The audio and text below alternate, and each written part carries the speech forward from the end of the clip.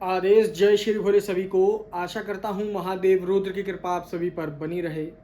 दोस्तों, आज की जो जानकारी है और जो मंत्र विधान आपके साथ मैं साझा करूँगा वो उन साधकों के लिए और उन व्यक्तियों के लिए है जो अध्यात्म में भी हैं और अपने लिए बहुत परिश्रम भी करते हैं और मेहनत भी करते हैं, पर उनके साथ कोई रिज़ल्ट नहीं आ रहा है। उनके सामने कोई रिज़ल्ट प्रस्तुत नहीं हो पा रहा है, ना वो अध्यात्म में आगे बढ़ पा रहे हैं, ना अपने जीवन काल में आगे बढ़ पा रहे हैं। तो चलिए शुरू करते हैं। दोस्तों, बात करते हैं हमारे पितरों के विषय में। पितृ जो हमारे होते हैं, जो हमारे एक फर्स्ट प्रोटेक्शन लेयर होती है, जो हमारे घर परिवार की, हमारी उन्नति के लिए, हमारे वंश के आगे बढ़ने के लिए, हमारे व्यापार नौकरी बढ़ोतरी के लिए, घर परिवार की सुख शांति के लिए, बीमारी आजारी के लिए और भी बहुत सी चीज़ें होती हैं। तो उसमें हमारे जो पितृ होते हैं उनका बड़ा दायित्व होता है, बड़ा पावरफुल उनका दायित्व होता है।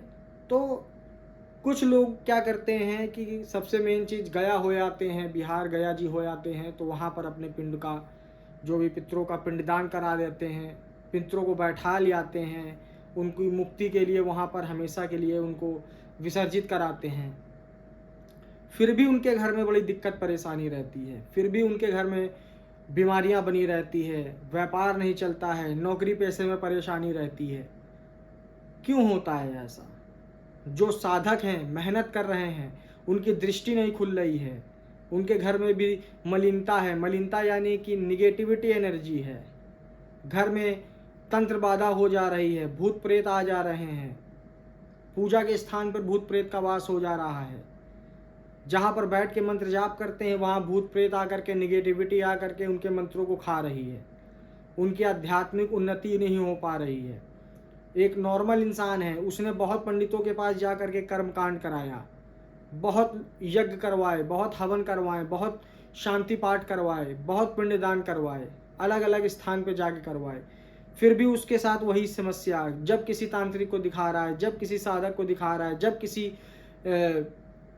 जो जानकार व्यक्ति है, जो इन सब चीज़ों में इम्पोर्टेंस रखता है, जो देख लेता है, समझ सकता है सारी चीज़ों को, प्रोफेशनल लोगों को दिखा रहा है, स्कैनिंग करा रहा है, चेकिंग करा रहा है, फिर भी उनको कोई भी चीज़ क्लियर नहीं हो रही है। सब यही बता रहे हैं पितृ दोष लगा हुआ है, पितरों बंधे हुए हैं, या पितरों से आप पितृ जो आपके पितृ हैं वो रुष्ट हैं। तो ऐसा क्यों होता है? इसकी कई वजहें होती हैं। पहली जो सबसे प्रथम चीज़ होती है, जो आपके पितरों का रिचुअल आप फॉलो नहीं करते हो, उन्हें पानी जल नहीं देते हो, उनके बताए गए जो उनके प्रोटोकॉल होते हैं, जो नियम होते हैं, रिचुअल्स होते हैं, वो फॉलो नहीं करते हो, उनको याद नहीं करते हो, उनके बताए हुए कर्म के आधार पे आप अपने घर परिवार को संचालित नहीं कर रहे हो, नशा पत्ती में डूब गए हो, अपनी अय्याशी में लगे हुए हो। सबसे प्रथम काम ये होता है। दूसरा जो रीज़न होता है वो होता है किसी तांत्रिक के द्वारा, अगर आपके घर में या किसी व्यक्ति के द्वारा चिढ़न में, ईर्ष्या में, अगर किसी साधक के या तांत्रिक के द्वारा आपके ऊपर या आपके परिवार के ऊपर कोई भी तरीके के भूत प्रेत छोड़ दिए गया हो, मसानी छोड़ दी गई हो, या किसी प्रकार की नकारात्मक ऊर्जा कर दी गई हो, या कोई प्रयोग कर दिया गया हो, तो उसमें क्या होता है, आपके पितृ बंध जाते हैं। जैसे आपके कुल देवी देवता बांध दिए जाते हैं, पितृ बांध दिए जाते हैं, आपका शरीर बंधन हो जाता है, आपकी बुद्धि बंधन हो जाती है, आपका लक्ष्मी बंधन हो जाता है। तो उसी प्रकार से एक और ऑप्शन होता है, जैसे कि तीसरा जो होता है, जो लोग अनजाने में कर जाते हैं। तीसरा होता है, जैसे एक व्यक्ति है, साधक है, नया नया अध्यात्म में आया है, उसके बाद उसने क्या किया कि किसी भी गुरु से लेकर के पर्टिकुलर बिना चेकिंग कराए या बिना गुरु से समझे, बिना गुरु से राय लिए, उसने कोई भी मंत्र ले लिया, मंत्र जाप करने लगा, कोई भी साधना ले ली, साधना करना शुरू कर दिया। अब उसको तो ये लग रहा है कि मैंने सामने वाले गुरुजी बहुत पहुँचे हुए हैं, मैंने उनसे साधना ले ली है और मैं उस साधना को करूँगा तो मैं बहुत आगे बढ़ जाऊँगा। पर उसने क्या चीज़ का ध्यान नहीं दिया? अपने पितरों का ध्यान नहीं दिया, कुल देवी देवताओं का ध्यान नहीं दिया। हो सकता है कि जो वो साधना कर रहा हो उससे उसके कुल देवी देवता रुष्ट हो जाएं, बिगड़ जाएं, उसके पितृ दूषित हो जाएं, खंडित हो जाएं, रुष्ट हो जाएं, आपको आशीर्वाद की जगह बद्दुआएं देने लगे, तो एक ये भी कारण होता है। तो इन सारी चीज़ों के बाद फिर व्यक्ति जाता है गया जी या पिंडदान करता है या किसी भी कर्मकांडी आदमी से सारे अनुष्ठान कराता है, उसके बाद भी कोई उसको लाभ नहीं मिल रहा होता है। क्यों? यही वजह होती है। एक नेचुरल तरीके से पितरों का बिगड़ना वो मना लिया जाता है, नेचुरल तरीके से कर्मकांड करने के तरीके से। बट अगर किसी तांत्रिक के द्वारा या आपने जो मंत्र जाप करके जो एक ऐसी ऊर्जा उत्पन्न करी है, ऐसी सिद्धि का निर्माण किया है या ऐसी सिद्धि से सिद्ध करी है जिसके वजह से आपके पितर खंडित हो गए, दोषित हो गए, तो उसमें आप क्या करेंगे? उसमें कोई कर्मकांडी आदमी से थोड़ी होगा, वो चीज़ तो बंधी की बंधी रह जाएगी भाई। उससे पावरफुल चीज़ लाओगे काटने वाली, तभी वो चीज़ कटेगी, तभी वो उसकी रिहाई से निकलेंगे, कैद से निकलेंगे, रिहा होंगे, तब जा करके आप कर्मकांड कराइए, तब जा करके वो शुद्ध होंगे, तब जा करके वो श्वेत होंगे, आपको आशीर्वाद देंगे। तो ये कारण होता है। और अध्यात्म में अगर आप आए हो तो अगर आपके ऊपर इन तीनों वजहों में कोई एक चीज़ है जिसके वजह से आपके जो पितृ हैं दूषित हो गए हैं, मलिनता आ गई है, निगेटिविटी आ गई है, दोष लग गया है, तो आपकी आध्यात्मिक उन्नति होगी ही नहीं। सिद्धियां आप कर लोगे, सिद्धियां दिखेंगी नहीं, अनुभव होंगे नहीं, दृष्टि खुलेगी नहीं, आपकी आगे की प्रगति होगी ही नहीं। गद्दी लगाना चाहेंगे, गद्दी चलेगी ही नहीं। कोई व्यापार करना चाहेंगे, व्यापार नहीं चलेगा। कोई नौकरी पेशा करना चाहेंगे तो मजदूरों की तरह सिर्फ मेहनत करेंगे, जीवन यापन तक की आप सीमित रहोगे, आगे बढ़ोतरी नहीं हो पाएगी। महिलाएं जैसे बच्चे होंगे, जन्म लेंगे तो लड़कियां ही लड़कियां पैदा होंगी, लड़के नहीं होंगे, जिससे क्या होगा? वंश आपका रुकने लगेगा, बीमारियां जारी लगी रहेगी। तो इसके लिए मैं आप लोगों को एक छोटा सा उपाय दे रहा हूं।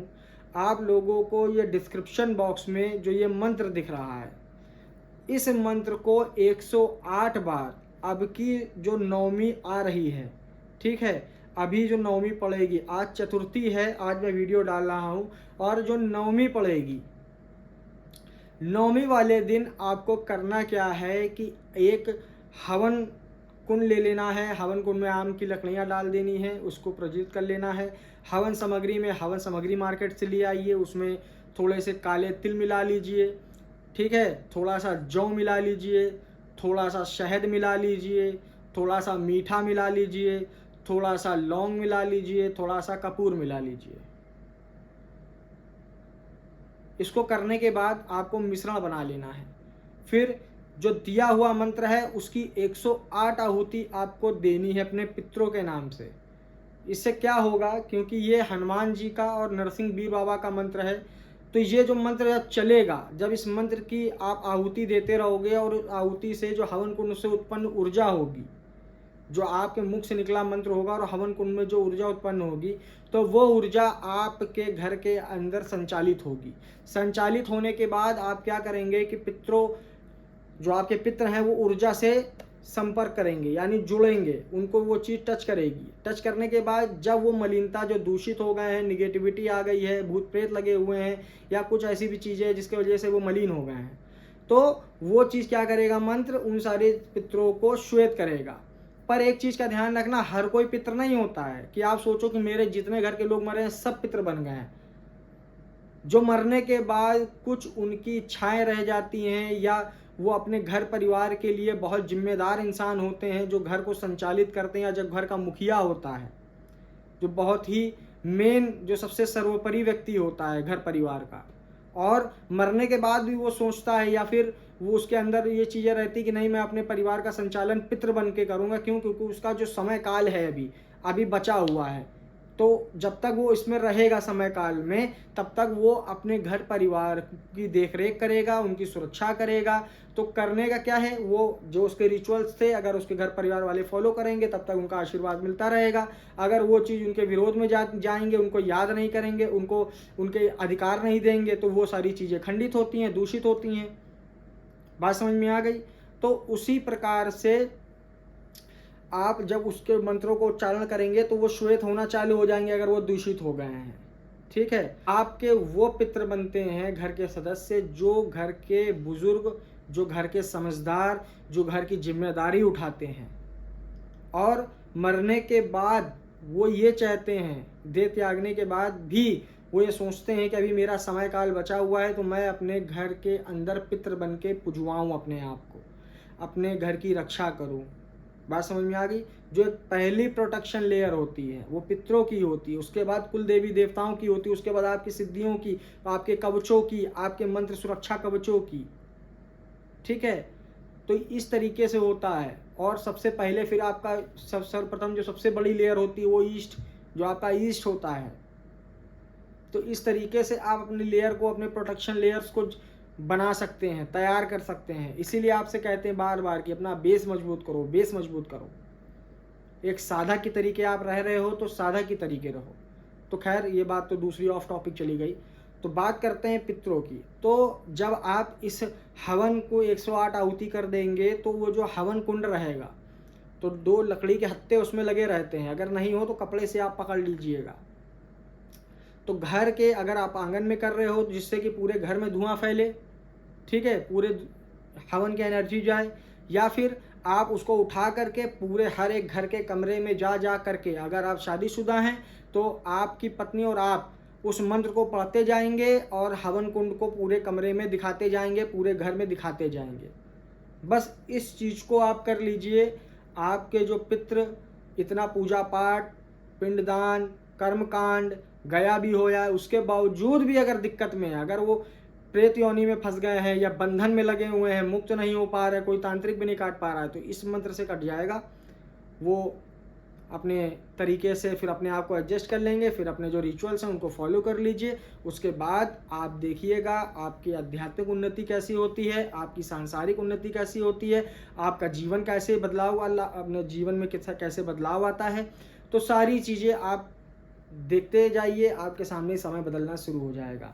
जिनके ऊपर कर्जा है, जिनके ऊपर बीमारी है, जिनके घर में कलेश है, जिनके घर में लड़ाई झगड़े हैं, कोर्ट कचहरी, थाना पुलिस, ठीक है, जो लोग के घर में अशांति है, बच्चे औलादे नहीं हो रही, वंश आगे नहीं बढ़ रहा है, तो ये सारी चीज़ें धीरे धीरे धीरे धीरे सही हो जाएंगी। ठीक है। और एक छोटा सा उपाय ये भी है कि हर पूर्णिमा और अमावस्या को आप अपने घर में हवन किया करिए। बात समझ में आ गई? जरूरी नहीं है कि आप अपने पितरों के नाम से ही कर रहे हैं।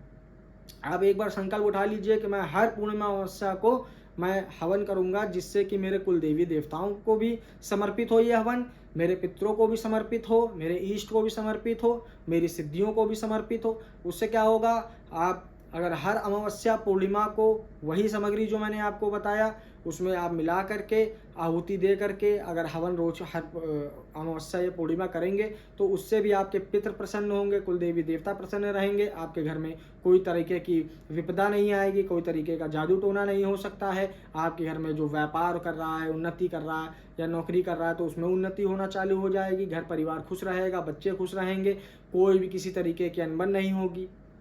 तो इस तरीके से अगर आप फॉलो करोगे तो 100% आपको सफलता और फ़ायदा मिलेगा। तो वीडियो अच्छा लगा हो तो वीडियो को लाइक करिएगा, चैनल पर नए हैं तो चैनल को सब्सक्राइब जरूर करिएगा। तब तक के लिए जय श्री बोले, आदि।